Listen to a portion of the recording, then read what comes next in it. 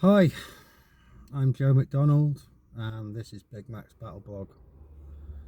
Um, this is probably the hardest video I've had to make, and I keep thinking about what I should say, and I don't really know um, how to say it, so I'm just gonna hack away at it. But basically, yeah, my two of the people I'm closest with in the unit, who I've worked with the most over the last year and a half, got hit the other day. One of them killed outright.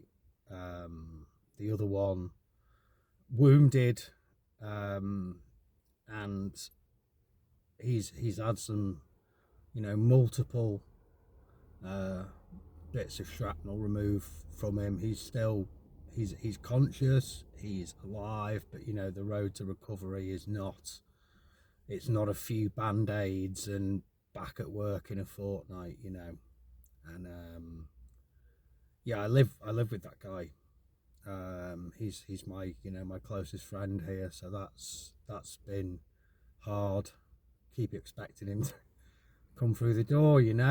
One sock doesn't understand why he isn't around. He's been sat by his door waiting. So, but the guy who was killed is when he came to Kherson as a soldier, he's from another part of Ukraine. He met a girl here, and he got married, and they had a kid.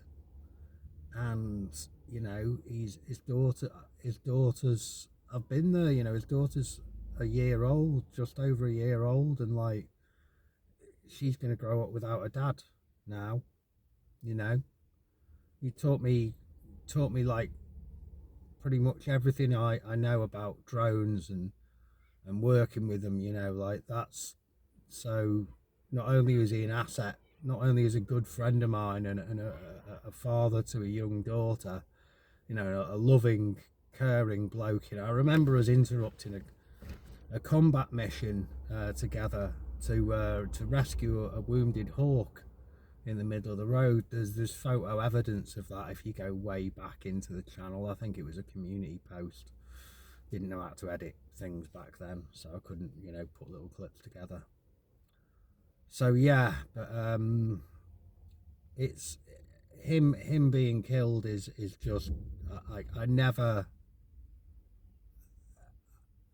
You obviously we're soldiers and we're in a war, but everyone's vulnerable to creating narratives and stuff, and like starting to think that so and so will make it, or because you've developed X amount of experience that you'll get through it now. And the reality is, in a war like this, it doesn't matter how charismatic you are, or what a pivotal role you are playing in the story of current events, or how skilled you are. The sword of Damocles is above all of us at all times. Like sudden, random, high explosive death is just part of our lives, and it's pretty much fucking indiscriminate. That's not quite accurate, but it can happen to anyone. It can happen to anyone, and it does. And yeah, so that's basically what's been occupying me for the last few days, and why there hasn't been much of an upload. Later on this afternoon, I am going to go to Mykolaiv. We're gonna collect a Toyota Hilux that I have bought with your guys' money for my battalion, for my unit, and that's good. Basically, it's good motor, so we're getting that in a few hours. I think me and the commander might go over and collect that together, or somebody will give me someone else to do it. So that's what, you know, wrestling that through customs and getting the last bits of paperwork done, because nothing's ever simple in Ukraine, has been what's been sort of my main focus of management over the last few days. I haven't done much else. I've basically been shocked and depressed, basically, but fucking, it's not like I'm fucking special. Everyone's shocked and depressed and everyone's just getting on with it, but I've managed the important bit. You know, we've got another vehicle. So yeah, situation otherwise is like, you know, yeah, we did get some more help with Baba Yagas, but also, like, the enemy is definitely very focused on the fact that this is something we use, you know, to great effect. So, you know, don't worry, it's not me talking about this on the video that's making the Russians react to it. It's us dropping massive fucking blocks of TNT on their houses and positions and blowing them up.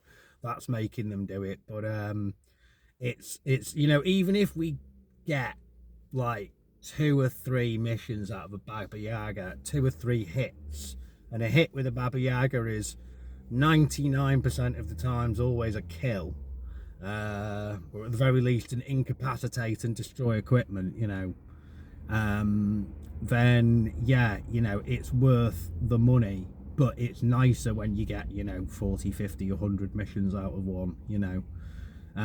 So the need for fundraising for that is ongoing, and the need for fundraising for vehicles is ongoing, and the need for fundraising for going. That's always going to be factors, you know.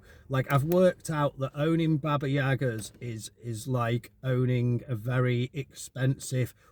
few very expensive classic cars that you keep taking to all these events and rallies, and they keep breaking down. Or it's a bit like, perhaps like owning a sound system, if you've ever been involved in this world, and you've got this very like high-end, powerful, sophisticated system, but it needs to be pampered and babied and tweaked and tuned and repaired and maintained fucking constantly.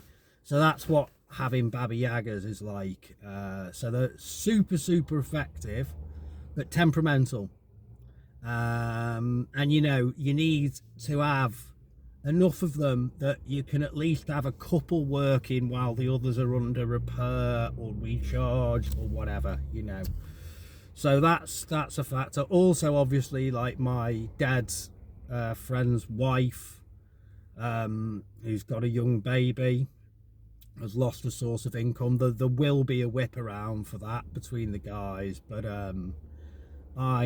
once I've spoken after the funeral and stuff, which is tomorrow, once I've spoken with her through one of the guys, I might set, you know, I might just do something out my own income for as long as I can, and encourage her to set up like an account for the kid, so, you know, when it comes time for necessary expenses or you know, Ukraine's got good healthcare if you've got access to a little bit of money. So, you know, making sure his daughter had some kind of healthcare / college one day fund, I suppose, would be the best and most honourable thing I can do for my mate, you know.